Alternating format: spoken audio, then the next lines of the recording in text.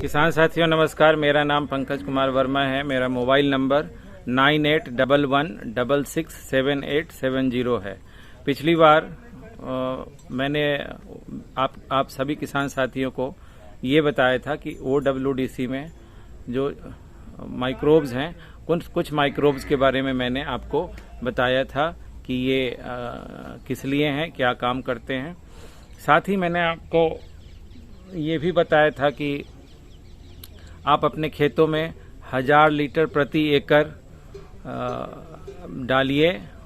हर 15 दिन पे, हर 10 या 15 दिन के अंतराल पे कम से कम 5-6 बार डालिए, क्योंकि जो खेत केमिकल से, पेस्टिसाइड से के छिड़काव से इफेक्टेड है, उससे वो खराब हो गया है, चट्टान की तरह हो गया है आपका खेत, उसमें इस तरह से डालने से फ़ायदा होगा। और आप देखेंगे जब 5-6 बार आप डालेंगे, उसके महीने 2 महीने के अंदर ही आपको अपने सॉइल में, मिट्टी में परिवर्तन देखने को मिलेगा। आपकी खेत भुरभुरी होगी, आपकी खेत में के जो पौधे हैं वो स्वस्थ होंगे, माइक्रो न्यूट्रिएंट फिर डालने की ज़रूरत होगी। और उन पौधों को जो आपके खेत में जो है माइक्रो न्यूट्रिएंट, वो भी सोल्यूबल अवस्था में आपके प्लांट को, आपके पौधों को जो खेत में लगाए हैं आपने, उनको मिलेंगे। तो ये सारी बातें मैंने पिछले वीडियो में आपको बताई थी। अभी मैं आपको ये बताता हूँ कि वेस्ट डिकम्पोजर जो है वो किन किन अवस्थाओं में वेस्ट डिकम्पोजर जो है किन किन अवस्थाओं में ये काम करता है और कैसे ये सरवाइव करता है। देखिए, वेस्ट डिकम्पोजर हाई टेम्परेचर में भी, ज़्यादा टेम्परेचर में भी ये काम करता है, ठीक है। वेस्ट डिकम्पोजर हार्ड वाटर में भी काम करता है। ऐसा नहीं है कि बहुत टेम्परेचर जहाँ 47-48 डिग्री तक आ जाता है तापमान तो वेस्ट डिकम्पोजर मर जाएगा। लेकिन आप कहेंगे कि फिर पिछले वीडियो में मैंने कहा था दोपहर को ना लगाएं, तेज धूप में ना लगाएं। वो इसलिए है कि जब आप खेत में डालेंगे उस समय माइक्रोब्स की संख्या उतनी नहीं होगी, वो थोड़े अपने आप को सुव्यवस्थित नहीं कर पाएंगे, क्योंकि वो जाएंगे जब खेतों में तो उनको थोड़ा समय चाहिए अपने फैलाव के लिए, अपने आप को व्यवस्थित करने के लिए उस भूमि में। एक बार जब माइक्रोब्स व्यवस्थित हो जाता है, फिर उसको किसी गर्मी या किसी टेम्परेचर से कोई प्रभाव उसका नहीं पड़ता। उसी तरह से जब वो व्यवस्थित हो जाते हैं या जब आप डालते हो, उसके बाद हार्ड वाटर हो, वाटर की क्वालिटी जो भी हो, उसमें वो सरवाइव करता है। OWDC में जो बैक्टीरिया है, क्लाइमेट चेंज का भी इस पे कोई फर्क नहीं पड़ता है। सर्दी, गर्मी, जाड़ा, बरसात, हर स्थिति में ये खेतों में उपस्थित रहता है। ये समाप्त नहीं होता है, ये अपने आप को सरवाइव करता है और अपने जिस काम के लिए आपने खेतों में डाला है उस काम को करता है। साथ में जो आपके मिट्टी में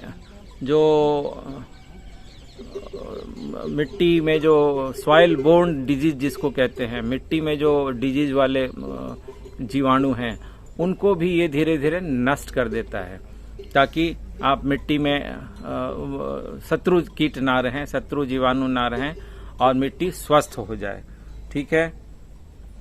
इसको डालने से ये तो इसका सर्वाइवल का हो गया।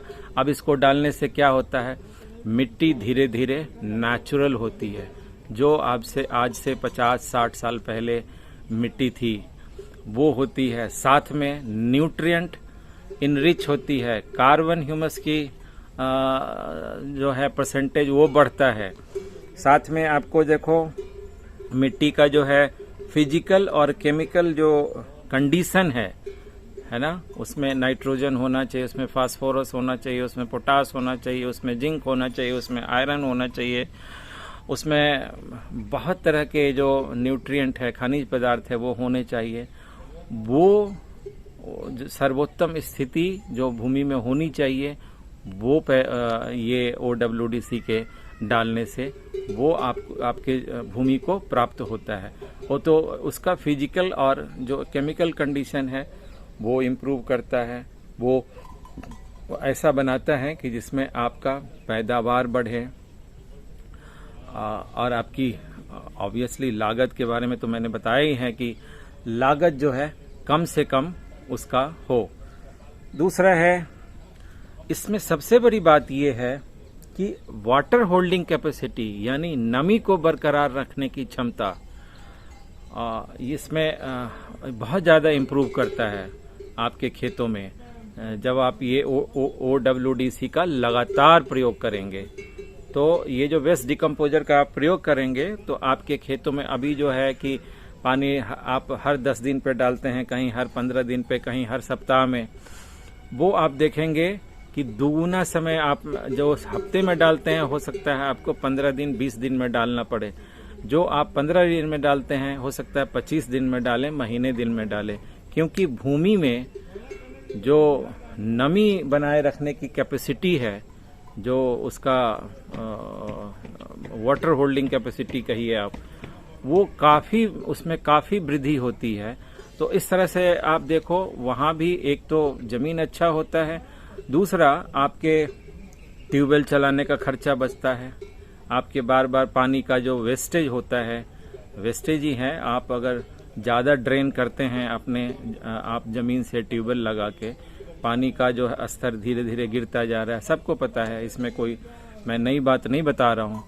जितना स्तर गिरता जाएगा आपका बोरिंग उतना नीचे जाता जाएगा, क्योंकि हम किसान लोग क्या करते हैं, अपने खेतों में बारिश के पानी को नहीं रोकते हैं, न इस तरह की कोई विधि बना रखी है हमने, जबकि बहुत आसान है वो एक बारिश के पानी को रोकने का, मीठे जल स्तर, अपने जल स्तर को बनाए रखने का, तो वो हम करते नहीं हैं, तो इसलिए जल स्तर जो है गिरता जा रहा है।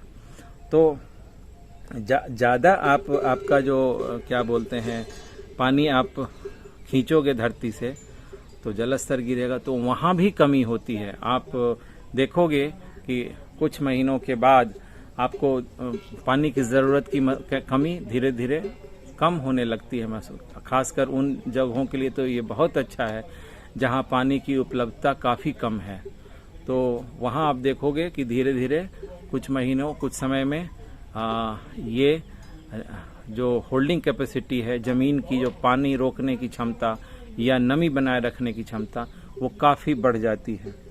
तीसरा, वो तो आपको पता ही है कि हार्डनेस भी मिट्टी का, अंतिम जो बता रहा हूँ कि वो हार्डनेस जो है मिट्टी का, जो सख्त मिट्टी है, वो मैं बार बार बोलता हूँ कि भुरभुरा हो जाता है, क्योंकि उसमें जो केमिकल कंपोनेंट्स आप यूरिया छींटते हो, DAP छींटते हो, वो सारा कंज्यूम होता नहीं है, वो मिट्टी में रहता है, मिट्टी को चट्टान की तरह बनाता रहता है। तो ये उसको कंज्यूम करके माइक्रोब्स जो हैं सोलेबल बना के और मिट्टी को धीरे धीरे भुरभुरा कर देता है। अब जितनी मिट्टी भुरभुरी होगी उसने क्या होंगे, जड़ जो है ज़्यादा बढ़ेंगे, जड़ बढ़ेंगे तो पौधा अपने आप स्वस्थ होगा। दूसरा, उसमें आपके खेत में जो एक और चीज़ बताऊं कि केचुआ पैदा होंगे। केचुआ पैदा होने से आपके मिट्टी को की जो टिलरिंग यानी ये जो आपके मिट्टी को जो जोतने की बात है, 4 बार 5 बार जो आप जोतते हो, 1 बार जोतोगे, 2 बार जोतोगे। अब आपको शायद विश्वास हो या नहीं हो, मैंने अपने खेत में एक जुताई के बाद 1 बार जुतवाया था, फिर वेस्ट डिकम्पोजर डालने के बाद 1 बार जुतवाया था। उसके 3.5 साल बाद तक मैंने जुताई नहीं करवाई थी, क्योंकि मुझे ज़रूरत ही नहीं हुई। हम अपने फावड़े और खुरपी से ही काम कर लेते थे, क्योंकि खेत इतना भुरभुरा हो गया था। और केचुआ आने से आपको न्यूट्रिएंट, केचुआ का पता है, केचुआ का बीट है, केचुआ का पसीना है, वो सब न्यूट्रिएंट पैदा करता है। तो काफ़ी आपका सॉइल, मिट्टी जो है इनरिच हो जाएगा। ये सब फ़ायदे हैं, ये फ़ायदे मैंने आपको बताए। प्रैक्टिकल आप जब करेंगे या जो कर रहे होंगे किसान, उनको पता होगा। नमस्कार, धन्यवाद।